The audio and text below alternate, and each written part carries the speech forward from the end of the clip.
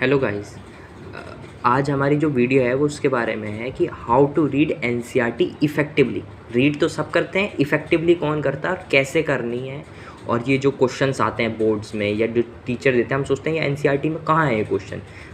हम पीछे questions, back questions के पीछे लगे रहते हैं। हम in back questions, exercises questions के पीछे पड़े रहते हैं और हमारे क्वेश्चंस आते हैं बीच में से। हम सोचते हैं कहाँ से आते हैं, हम पढ़ते हैं, हमें जब भी नहीं दिखते वो क्वेश्चंस। आज मैं आपको वही बताऊंगा कि how to read effectively NCERT. और एनसीईआरटी बहुत ही इंपॉर्टेंट बुक है।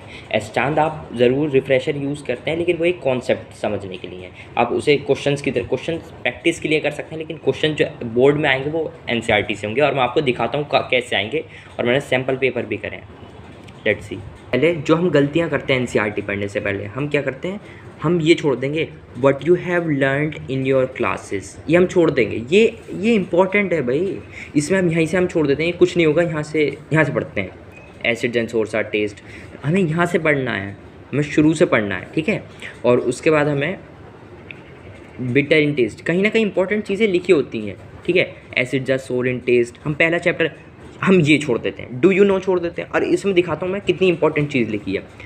और ये एमसीक्यू में या फिल इन द ब्लैंक्स में था। When a litmus solution is neither acidic और basic, it's colour change in dash, ये आ जाता है। अब हम सोचते हैं यार ऐसा तो इसमें कहीं लिखा ही नहीं था, या इतने पोर्शन में था ही नहीं, ये कहाँ से आ रहा है क्वेश्चन। ये रहा क्वेश्चन, पर्पल। जो हमारे करने की सबसे ब्लंडर चीज़ है, जो हम सबसे बड़ी गलती करते हैं, एक्टिविटी छोड़ना। और एक्टिविटी में आपको दिखाता हूँ कितनी इंपॉर्टेंट होती है, ठीक है। इसके बाद इंपॉर्टेंट 2.4 एक्टिविटी। हम सोचते हैं यार 2 पीस ग्रेन्यूल्स ले लिए, उसमें टेस्ट ट्यूब में डाल दिया, इसमें क्या क्वेश्चन आ जाए। अब दिखाता हूँ मैं क्या क्वेश्चन आएगा। इसमें क्या आ जाता है, अब उसमें वो दे देंगे आपको जिंक मेटल दे रखा है, हाइड्रोजन के, इसे आप इक्वेशन में लिख दीजिए। अब हम ये जब तक हमने पढ़ा नहीं होगा, ये क्वेश्चन के तौर पे ये हम पढ़ेंगे तो नहीं होगा। फिर हम नीचे आते हैं, ये कहीं ना कहीं इंपॉर्टेंट है। देखिए इसमें ये इन्हें तो याद ही कर लीजिए, मतलब इन जो ये इक्वेशंस है ना, तो याद करना ही है, क्योंकि आपने कहीं ना कहीं तो पेपर में यूज़ आएगी है, ठीक है। लेकिन ये चीज़ें ये चीज़ें आप शुरू में नहीं कर सकते। जब आप एनसीईआरटी पढ़ रहे हैं, आप इन तरह इंपॉर्टेंट देखेंगे तो ऐसे नहीं समझ आएगा, आपको कॉन्सेप्ट भी नहीं आएगा, और वैसे भी आपका कॉन्सेप्ट वीक होगा। और क्वेश्चंस ये चीज़ें जब आपका पेपर आने वाले हैं, जब आपका एग्ज़ाम है या बोर्ड्स एग्जाम है, तो आप इन्हें इंपॉर्टेंट चीज़ को दोबारा एक बार रिकॉल करने के लिए, ये ऐसा नहीं कि आप पहले दिन से ही सब चीज़ छोड़ के इन्हें ये नहीं कर रहे हैं या इसे कर रहे हैं, तो ऐसे नहीं होगा, ठीक है। तो उसके बाद नेक्स्ट चीज़ आती है, मैं आपको दिखाता हूँ कैसे पढ़ना है। तो ये एक डेफिनेशन है, तो इसे आपको वो करना है, the reaction between an acid and a base to give a salt and water, ये आता है। और ये क्वेश्चन मैं आपको दिखाऊँ, ये दिखाता हूँ, ये क्वेश्चन मैं आपको दिखाता हूँ कहाँ है। ये पूरा क्वेश्चन उठा हुआ ये आ रहा, what is neutralisation reaction, give 2 examples. आ गया ना। मोस्ट इंपॉर्टेंट ये हम छोड़ देते हैं। अब ये एक्टिविटी आई, एक्टिविटी में आपको अभी पढ़नी रहा, क्योंकि ये वीडियो ज़्यादा बड़ी बन जाएगी।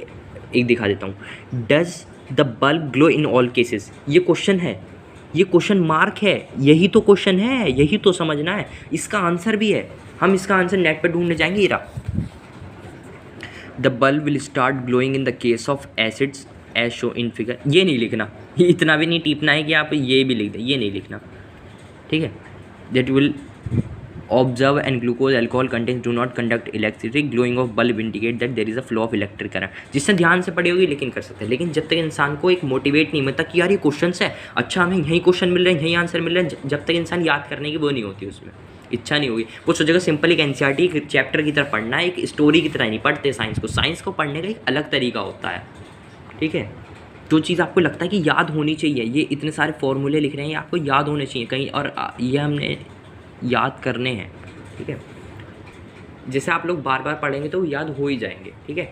इसके बाद नेक्स्ट चीज़ आती है, आप साथ साथ लिखते रहें CACL। अगर आपने कहीं पढ़ा है तो आपको यहाँ मिला एक्टिविटी में, तो आपने इसके नीचे CACL लिख दिया, कई बार आपको रिमाइंड हो जाता है वो, ठीक है। उसके बाद ये 2 क्वेश्चंस ये मैंने क्वेश्चन लिखा, ठीक है। Hydrogen ions can not exist alone but they exist after combining with water molecules, thus hydrogen ions must show as, ठीक है। ये देखिए एग्जाम्पल।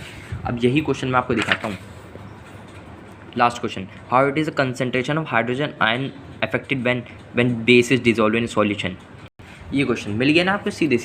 ठीक है, हम फिर इसे छोड़ के यहाँ से पढ़ते हैं। भाई ये नहीं, इसमें दिखाता हूँ मैं कितनी इंपॉर्टेंट चीज़ लिखी है। All basis do not dissolve in water, कितनी बड़ी चीज़ है ऑल बेसिस, ये MCQ में आ जाता है क्वेश्चन, ठीक है। उसके बाद आता है all alkali is base in dissolve in water. Base दोनों एक ही चीज़ें हैं पर दो चीज़ अलग डिफरेंट बताएं। डिजॉल्व इन वाटर, वाटर में डिजॉल्व हो जाती हैं, ये वाटर में डिजॉल्व होती है। They are soapy to touch, bitter and corrosive, never taste, ठीक है। बस ये चीज़ यहाँ भी एक क्वेश्चन है, इसका ही question all acid generate H2 है। एक बार जब आप पढ़ रहे हो NCERT तो आप ये टॉपिक मैंने मान लीजिए मैं यहाँ से स्टार्ट कर रहा हूँ, ये इसके बाद इस क्वेश्चन से यहाँ से स्टार्ट कर रहा हूँ और इसके बीच में ये क्वेश्चंस आने हैं, तो इन क्वेश्चंस को एक बार ध्यान से 2 बार पढ़ लो। आपके क्वेश्चंस खुद ही, जब आप पढ़ते हैं ना, जब आप पढ़ेंगे, आपने क्वेश्चन पढ़ रखा तो आपके दिमाग में खुद ही एक चीज़ ट्रिक होगी, यार ये क्वेश्चन मैंने पढ़ा था, ठीक है। और मैंने अभी पढ़ा नहीं है, और मैं यही है, मतलब सारी चीज़ में यही टॉपिक होगा। एक बार ये ज़रूर ये लर्न ही कर लिया करें या समझ लिया करें। ये आपके क्वेश्चन आंसर ही हैं, समझिए। आपको पॉइंट्स दे रखे हैं, ये इंपॉर्टेंट पॉइंट्स, ये डेफिनेशंस, ठीक है। और इन्हें तो करना ही है, ये इन्हें नोटबुक में टिक लगा लिया करें। इसके बाद ये नोटबुक में लिख लिया करें, क्योंकि इनमें से आ जाते हैं 2-3 क्वेश्चन तो बस, ठीक है। और अब मैं आपको पुरानी चीज़ दिखाता हूँ।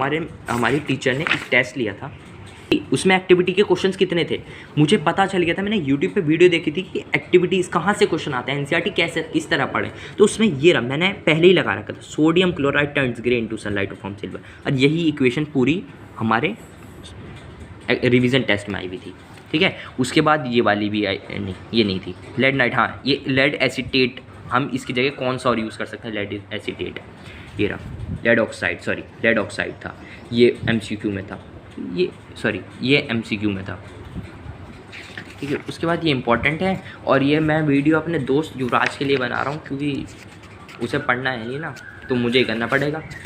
चलो गाइज़, आज के लिए इतना ही।